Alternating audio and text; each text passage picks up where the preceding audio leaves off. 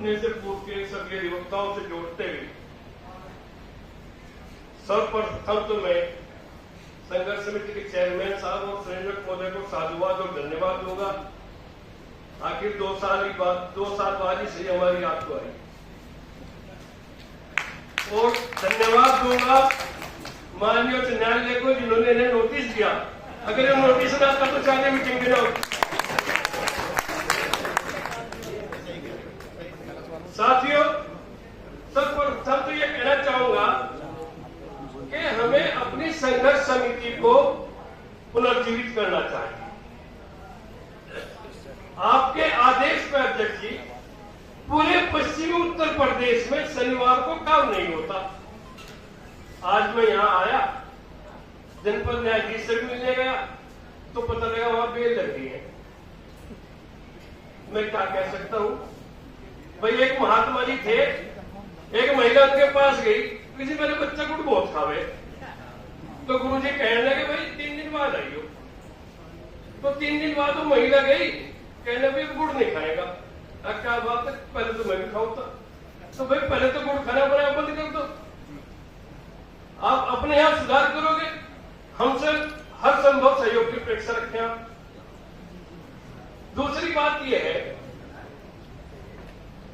हमारी bar council of India सरकार का मोहरा बन चुकी है। Bar council of Uttar Pradesh के सरकारी कर्मचारी बन चुके हैं। मैं इस मंच के माध्यम से बता देना चाहूंगा, हम किसी के मातहत कर्मचारी नहीं हैं। हमें कोई शासन या कोई सरकार या कोई न्यायालय वेतन नहीं देता है।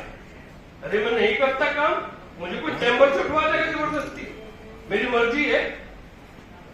लेकिन बार काउंसिल के एक्ट से तो ये लगता है कि वो तो कर्मचारी बन गई, अब आपको कर्मचारी नहीं बनना है। साथियों, bar council of Uttar Pradesh और बार काउंसिल ऑफ इंडिया के निर्देशों का पालन करते हुए जब मैं अध्यक्ष हुआ करता था, मैंने कुछ ब्लैक मेल टाइप अधिवक्ताओं को नोटिस दिए और उनकी अपनी सहानुभूति से सदस्यता समाप्त कर दी। मेरे खिलाफ कंटेम्प्ट पेंडिंग है माननीय उच्च न्यायालय में आज भी। और साथियों, bar council of Uttar Pradesh के नियमानुसार अगर कोई व्यक्ति कहीं नौकरी करता है तो उधर विधि व्यवसाय करने का लाइसेंस नहीं है। हमने अगर ऐसे लोगों के खिलाफ कार्रवाई की और उनकी अपनी एसोसिएशन की मेंबरशिप समाप्त करी तो मेरे खिलाफ डीसी भी पेंडिंग है। तो ताज्जुब और तकलीफ की बात तो यह है कि हमसे bar council of Uttar Pradesh और बार काउंसिल ऑफ इंडिया चाहती है कि हम अपने विधि व्यवसाय में जो अवांछित तत्व है उन्हें बाहर निकालें, और जब निकालते हैं तो हमारे खिलाफ कंटेम्प्ट भी चलती है और वो डीसी चलाते हैं। ये समझ में नहीं आती बात। और साथियों, जहां तक हड़ताल का प्रश्न है, सौभाग्य से मेरे ओर से जब मैं 2017-18 में पहली बार अध्यक्ष बना था तो माननीय उच्च न्यायालय के न्यायाधीश तब भी थे, और जब दोबारा अध्यक्ष बना तो तब भी थे। तब उन्होंने कहा हड़तालों पर अंकुश करना चाहिए। मैंने उनके सम्मुख अपने संबोधन में ये बात कही थी कि अधिवक्ता अपने सम्मान की हमेशा रक्षा करेगा। हड़ताल हमारा फंडामेंटल राइट है, हम करते रहेंगे और करते रहेंगे अगर आवश्यकता हुई। अनावश्यक हड़ताल हम कभी नहीं करते। क्या कोई न्यायाधीश उसके परिवार में मृत्यु होने के बावजूद कार्य करता है? नहीं करता। तो हम कैसे कर रहे हैं? हमसे कैसे अपेक्षा की जाती है? और माननीय अध्यक्ष जी, मैं ये भी कहना चाहूंगा कि जितने सरकारी वकील जो सरकार की अनुकंपा पर नौकरी कर रहे हैं, वहां नियुक्ति पाने के लिए उसका प्रमाण पत्र भी आप जारी करते हैं, और वो कोर्ट में खड़े होकर कहते हैं साहब हम तो निकल मिली, हम तो हड़ताल करेंगे, हम तो काम करेंगे। उनको भी नोटिस जारी करिए। हमने जारी किए, हमारे पूर्व डीसी महोदय यहाँ मौजूद है, उनसे कहिए या तो आपकी बार एसोसिएशन की मेंबरशिप छोड़ दें। अगर मेंबरशिप रख रहे हैं तो बार एसोसिएशन के प्रस्ताव का अनुपालन करना पड़ेगा। साथियों, माननीय उच्च न्यायालय के न्यायाधीश हो या आपके जनपद न्यायालय के न्यायाधीश हो, उनको भी परीक्षा लेने के लिए आपके प्रमाण पत्र की आवश्यकता है। उनको चैम्बर में जाके याद दिलाइए कि हमारा प्रमाण पत्र मिला था तो इस चेयर तक आप आए थे।